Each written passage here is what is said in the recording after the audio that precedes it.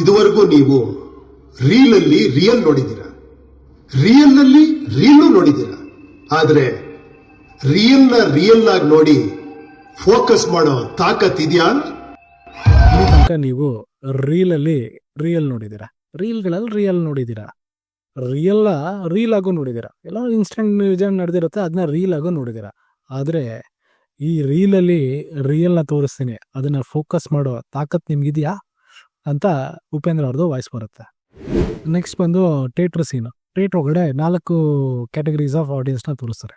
ಒಂದು ಗ್ಯಾಂಗಲ್ಲಿ 4-5 ಜನ ಕೂತಿರ್ತಾರೆ. ಅದರಲ್ಲಿ ಅವ್ರ ಮೂವಿ ನೋಡ್ಬೇಕಾದ್ರೆ ಬೇರೆ ಬೇರೆ ಥರ ಸೌಂಡ್ಸ್ ಎಲ್ಲ ಬರ್ತಾ ಇರುತ್ತೆ. ಒಂದು ಕಡೆ ಎಮೋಷನ್ಸ್ ಬರ್ತಾ ಇರುತ್ತೆ, ಇನ್ನೊಂದು ಕಡೆ ಆ್ಯಕ್ಷನ್ಸ್ ಬರ್ತಾ ಇರುತ್ತೆ, ಇನ್ನು ಬೇರೆ ಬೇರೆ ಸೌಂಡ್ಸ್ ಎಲ್ಲ ಬರ್ತಾ ಇರುತ್ತೆ.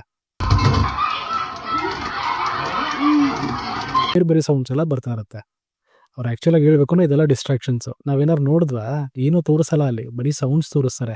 ಆ ಸೌಂಡ್ಸ್ ಮೂಲಕ ನಾವು ಇಮ್ಯಾಜಿನೇಷನ್ಗೆ ಹೋಗ್ಬಿಡ್ತೀವಲ್ಲ, ಫೋಕಸ್ ಮಿಸ್ಸು. ಅದ್ರ ಮಧ್ಯೆ ಒಬ್ಬನಿಗೆ ಫೋಕಸ್ ಬಂತು. ಆ ಫೋಕಸ್ ಬಂದು ಅವ್ನು ಏನು ಮಾಡ್ತಾನೆ, ಅವ್ನ ಮೂವಿ ಅರ್ಥ ಹೋಯ್ತು, ಡೈರೆಕ್ಟ್ ಏನು ಹೇಳಕ್ಕೆ ಬರ್ತಾರೆ ನನಗೇಂತ ಅರ್ಥ ಹೋಯ್ತು. ಅದ್ರ ಜೊತೆಗೆ ಅವ್ನ ಜೀವನ ಮೇಲೆ ಕ್ಲಾರಿಟಿ ಸಿಕ್ಬಿಡ್ತು.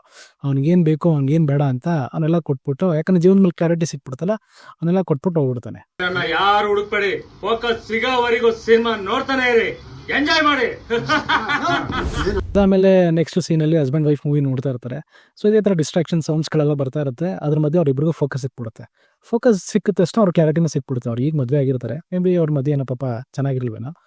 ಸೊ ಹಂಗಾಗಿ ಏನಾಗುತ್ತೆ, ಅವ್ರು ಸಮಾಜಕ್ಕೋಸ್ಕರ ಎದುರ್ಕೊಂಡಿರ್ತಾರೆ. ಅದಾದಮೇಲೆ ಇಬ್ಬರು ಕ್ಲಾರಿಟಿ ಸಿಕ್ಬಿಡುತ್ತಲ್ಲ, ಹಂಗಾಗಿ ನಾವೇನಕ್ಕೆ ಯಾರಿಗೋಸ್ಕರ ಇರಬೇಕು ಅಂದ್ಬಿಟ್ಟು ಸಪ್ರೇಟ್ ಆಗೋ ಸೀನು ತೋರಿಸ್ತಾರೆ.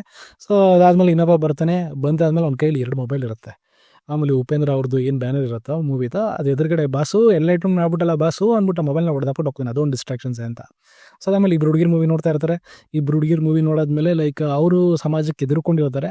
ಸೊ ಅವ್ರು ಹೆಂಗೆ ಬದುಕಬೇಕು ಅನ್ನೋ ಕ್ಲಾರಿಟಿ ಸಿಕ್ಕಾದ್ಮೇಲೆ ಮಾಮೂಲಿ ಇದನ್ನೆಲ್ಲ ಸಿಂಬಲ್ ಇರೋ ತೋರಿಸ್ತಾ ಇದ್ದಾರೆ. ಅಂದರೆ ಈ ಮೂವಿ ಫೋಕಸ್ ಆಗಿ ನೋಡು, ನಿನಗೆ ನಿನ್ನ ಜೀವನದಲ್ಲ ಕ್ಲಾರಿಟಿ ಸಿಕ್ಬಿಡುತ್ತೆ, ನಿನ್ನ ಸುತ್ತಮುತ್ತ ಪ್ರಪಂಚ ರಾಜಕೀಯ ವ್ಯವಸ್ಥೆ ಏನು ನಡೀತಿದೆ ಅದ್ರ ಮೇಲೂ ಕ್ಲಾರಿಟಿ ಸಿಕ್ಬಿಡುತ್ತೆ ಅನ್ನೋದನ್ನ ಸಿಂಬಾಲಿಕ್ ಆಗಿ ಈ ಸೀನ್ಗಳ ಮುಖಾಂತರ ತೋರಿಸ್ತಾರೆ.